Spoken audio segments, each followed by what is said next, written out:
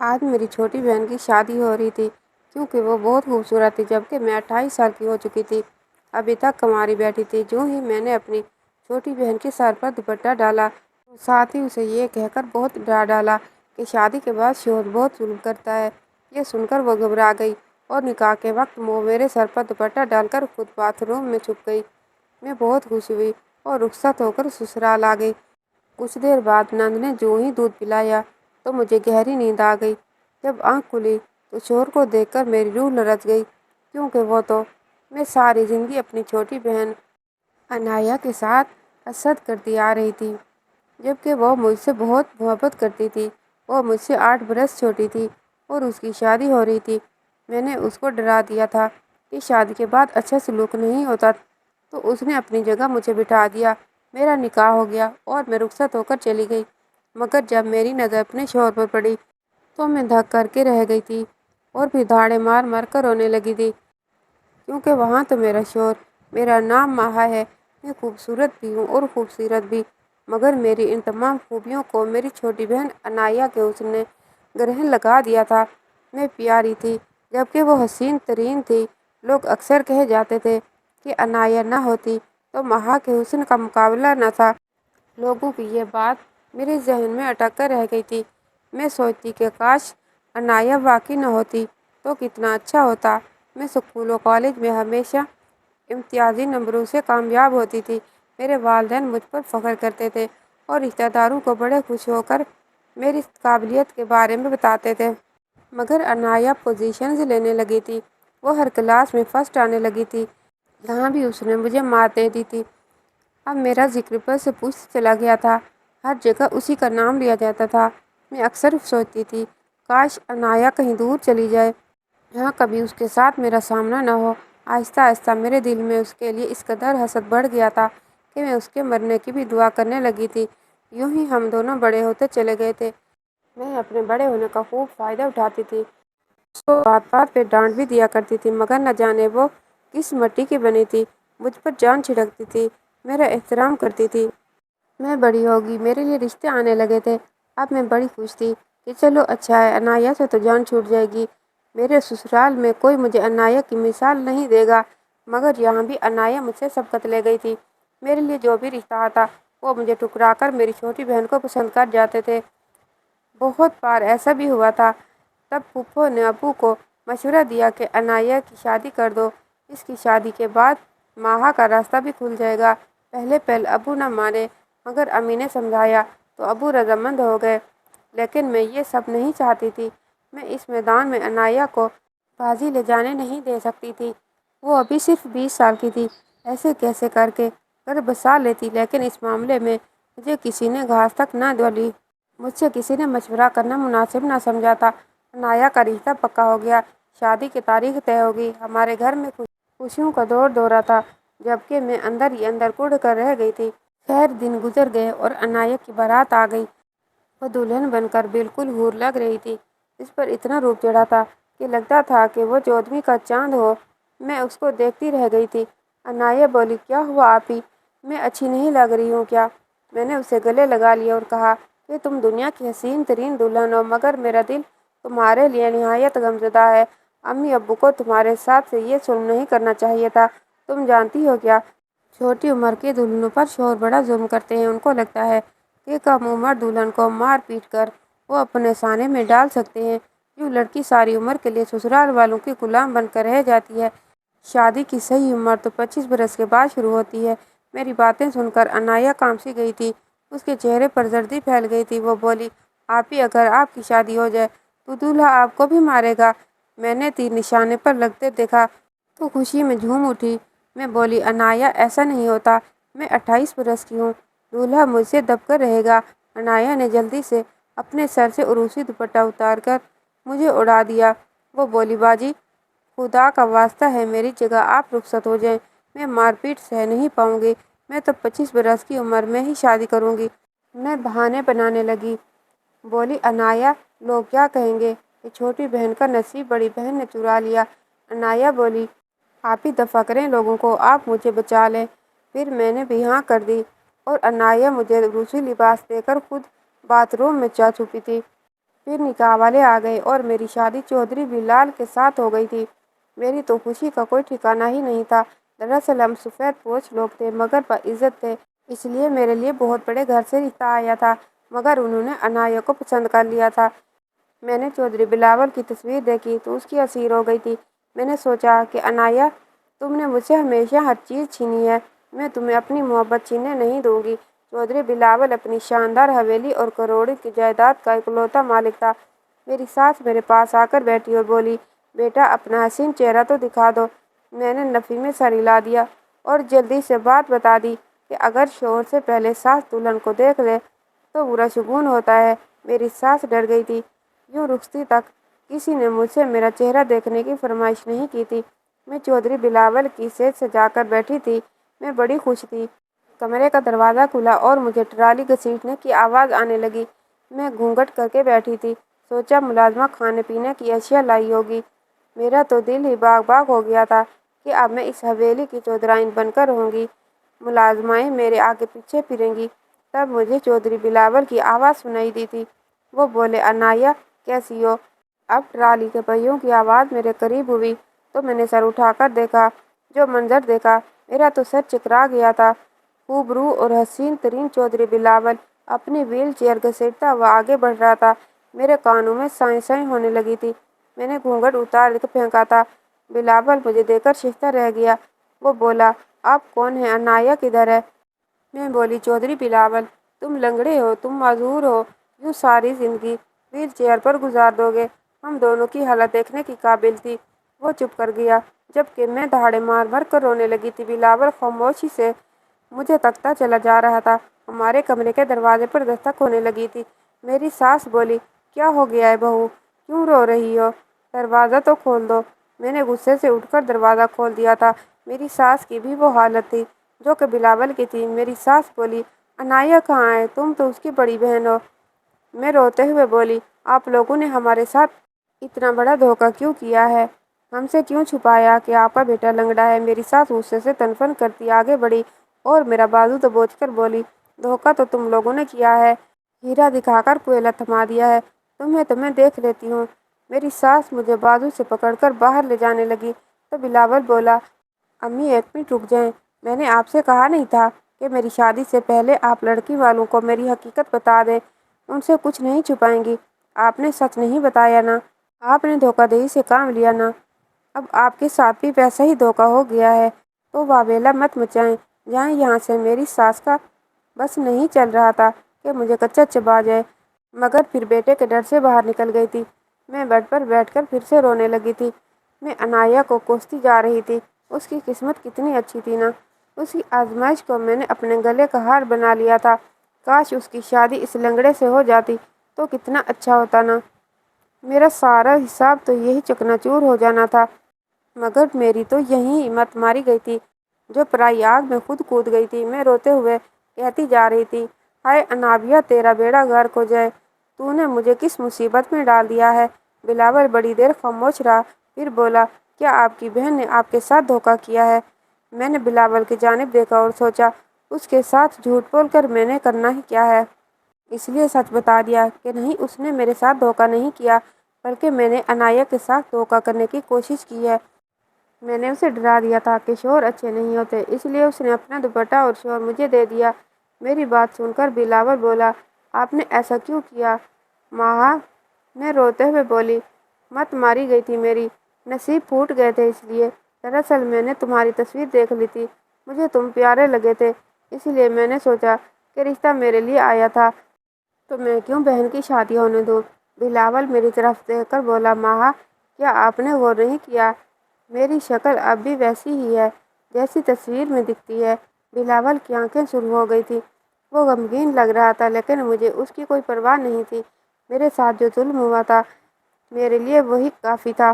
پیچھے میرے میکے میں کوہرام مچ گیا تھا کہ عنایہ کی جگہ ماہا کیوں رخصت ہو گئی۔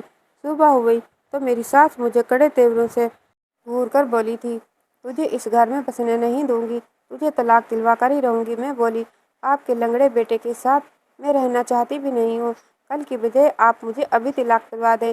میں اتنا کہہ کر پلٹی تو ویل چیئر پر بلاول بیٹھا نظر آیا۔ اس کا چہرہ ہتک کے مارے سرخ پڑ گیا تھا۔ مجھے اس پر گھڑی بھر کے لیے ترس آیا تھا، مگر میں نے سوچا کہ دنیا جہان کے ترس کا ٹھیکہ میں نے اٹھا نہیں رکھا۔ میں کمرے میں آئی تو بلاول بولا، مہا جو ہونا تھا وہ ہو گیا۔ میں آپ کے سامنے ہوں، یہ گھر، یہ جائیداد، سب کچھ۔ اگر آپ مجھ سے طلاق لینا چاہتی ہیں تو میں آپ کے فیصلے کا احترام کروں گا۔ ایک دم سے میرے دل میں خیال آیا کہ چلو طلاق تو میں لے ہی لوں گی، کیوں نہ ایسا کروں کہ ایک مہینہ اس شان و شوکت اور ٹھاٹھ باٹھ کا مزہ چکھ لوں۔ میں نے بلاول کی کوئی بات کا جواب نہیں دیا اور کمرے سے باہر نکل گئی۔ سامنے میری ساس کے پاس ایک لڑکا کھڑا بات چیت کر رہا تھا، وہ ہر چیز میں کامل تھا۔ میں چلتی ہوئی اپنی ساس کے پاس چلی گئی۔ اب میری ساس کا موڈ خوشگوار لگ رہا تھا۔ وہ بولی، مہا اس سے ملو، یہ سعد ہے، میری بہن کا بیٹا۔ یہ بھی ہماری طرح بہت بڑے جاگیردار ہیں۔ یہ کل سے میرا سر کھا رہا ہے کہ بھابھی اتنی حسین ہے، میرے لیے بھابھی جیسی لڑکی ڈھونڈ دیں۔ مجھے انایا کا خیال آ گیا، میں اب انایا کے لیے اس کا رشتہ مانگ لوں گی۔ میری ساس میری حالت سے محظوظ ہو رہی تھی، جبکہ میری حالت ایسی ہو گئی تھی کہ کاٹوں تو بدن میں لہو نہیں۔ حسد اور جلن نے مجھے اندر سے جھلسا دیا تھا۔ میں اپنے کمرے میں آ کر توڑ پھوڑ کرنے لگی تھی، جبکہ بلاول مجھے بے بسی سے دیکھتا رہ گیا تھا۔ میں نے بھی سوچ لیا تھا کہ میں انایا سے اس کا نصیب چھین کر ہی رہوں گی، میں سعد کو اس سے چھین لوں گی۔ اس لیے میں نے سعد کے ساتھ دوستی کرنے کی ٹھان لی تھی۔ ایک شام میں نے سعد کو لان میں بیٹھا دیکھا تو جلدی جلدی اس کے ساتھ جا کر بیٹھ گئی اور بولی، آپ اجازت دیں تو میں یہاں بیٹھ جاؤں۔ سعد نے مسکرا کر سر ہلا دیا۔ میں بیٹھتے ہی رونے لگی تھی۔ وہ بوکھلا گیا اور بولا، کیا ہوا بھابھی؟ میرے رونے میں اور شدت آ گئی تھی۔ میں بولی، سعد، آج کے بعد مجھے بھابھی مت کہنا، مجھے اس رشتے سے نفرت ہے۔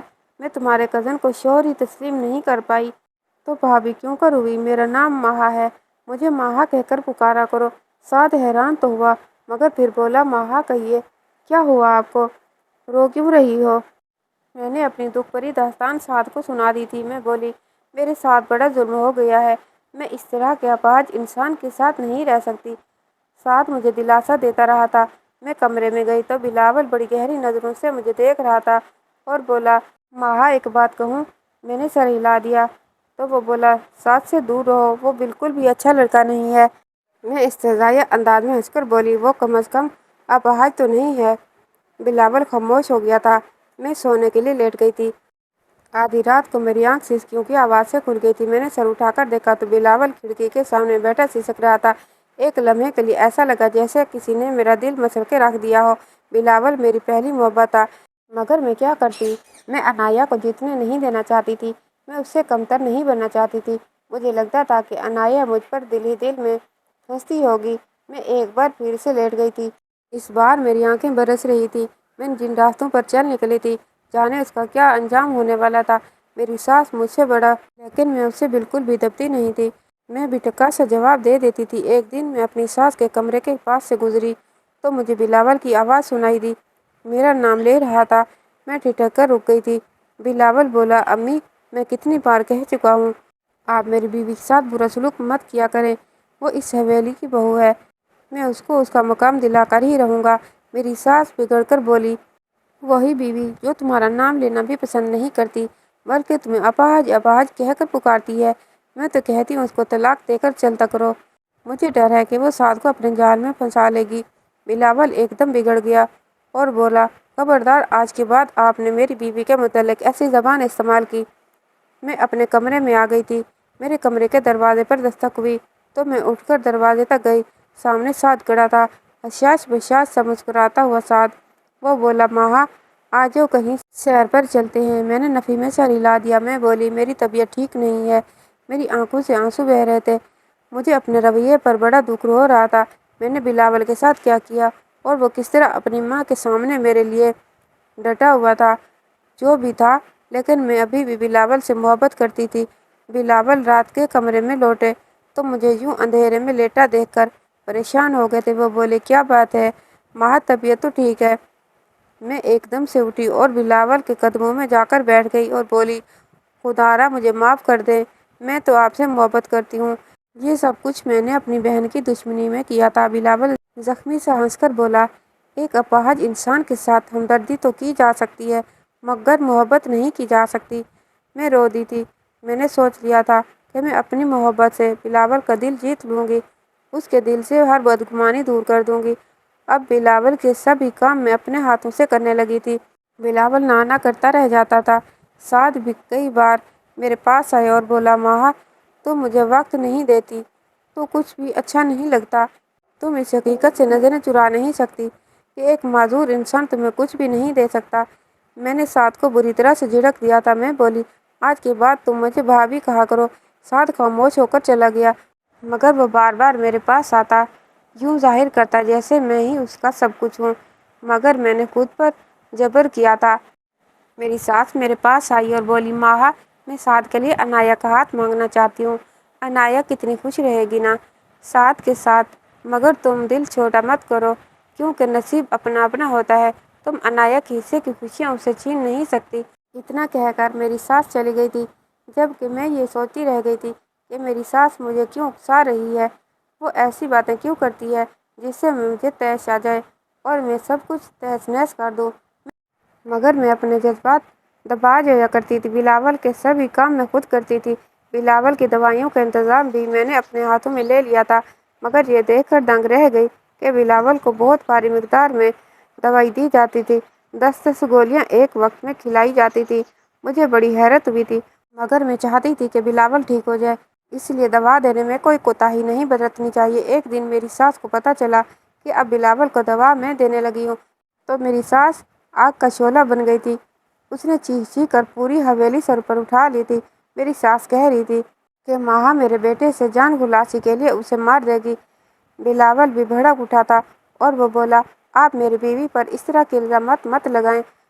شام میں بلاول نے مجھ سے دوا مانگی تو میں نے انکار کر دیا۔ میں بولی، آج سے آپ کو دوا ملازمہ ہی دیا کرے گی، مگر بلاول سختی سے بولا کہ ماہا مجھے وہ دوا تمہارے ہاتھ سے چاہیے۔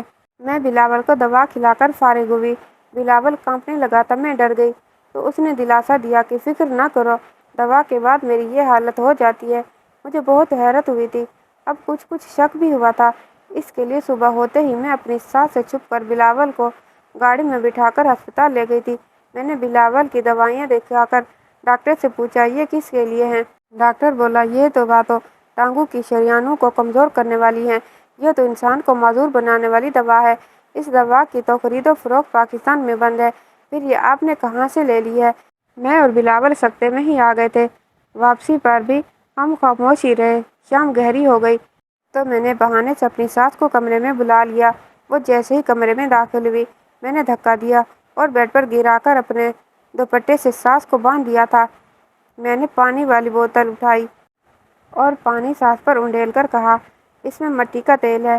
پھر میں نے ماچس دکھا کر کہا، مجھے آج سب کچھ بتا دیں کہ آپ نے بلاول کو معذور کیوں کیا، نہیں تو میں آپ کو جلا کر راکھ کر دوں گی۔ بلاول سامنے بیٹھا ساری کارروائی دیکھ رہا تھا، مگر خاموش ہی رہا۔ میری ساس شدید ڈر گئی تھی۔ وہ بولی، بلاول جانتا ہی ہے کہ وہ میری سگی اولاد نہیں ہے۔ میں نے بلاول کے بوڑھے باپ سے شادی محض پیسے کے لیے ہی کی تھی، مگر اس بوڑھے نے مرتے وقت ساری جائیداد اپنے بیٹے کے نام لگا دی تھی۔ میں اتنی جلدی ہار ماننے والی نہیں تھی۔ انہی دنوں مجھے سعد سے محبت ہو گئی تھی۔ سعد میری بہن کا بیٹا نہیں ہے، بلکہ میرا عاشق ہے۔ ہم دونوں نے سوچ رکھا تھا کہ بلاول کو معذور کر کے راستے سے ہٹا دیں گے اور الزام بلاول کی بیوی پر آ جائے گا کہ وہ آپا حاجی شوہر کو مار گئی ہے۔ یوں سارا پیسہ ہمارا ہو جاتا اور ہم شادی کر لیتے، سانپ بھی مر جاتا اور لاٹھی بھی نہ ٹوٹتی۔ مگر ماہا، تم تو بہت ہی عیار نکلی۔ اگر تمہاری جگہ عنایہ اس گھر میں آتی تو وہ اس راز تک کبھی بھی نہ پہنچ پاتی۔ اپنی والدہ کی یہ ساری بات سن کر بلاول نے پولیس کو فون کر کے بلا لیا تھا۔ اس نے اپنی سوتیلی ماں اور سعد کو پولیس کے حوالے کر دیا تھا۔ ثبوت کے طور پر اس نے اپنی ماں کی ریکارڈنگ پولیس کو سنا دی تھی۔ بلاول رونے لگا تھا۔ وہ حیران تھا کہ کوئی اتنا کر سکتا ہے۔ بلاول کی بیماری بگڑ گئی تھی۔ ہم نے امریکہ جا کر بلاول کا علاج شروع کر دیا تھا۔ ڈاکٹر پر امید تھے، وہ بہتر ہو رہا تھا، اب تھوڑا بہت چلنے لگا تھا۔ امریکہ کے ہسپتال میں بیٹھ کر میں نے عنایہ کو معاف کر دیا تھا۔ وہ بہت معصوم تھی، اس کا تو کوئی قصور بھی نہیں تھا۔ میں نے جیسے ہی عنایہ کو معاف کیا، میرے دل کو سکون ہو گیا۔ اب میں اور بلاول نے ایک نئی اور خوشحال زندگی کا آغاز کیا تھا۔ کہانی کیسی لگی کمنٹ باکس میں بتائیے۔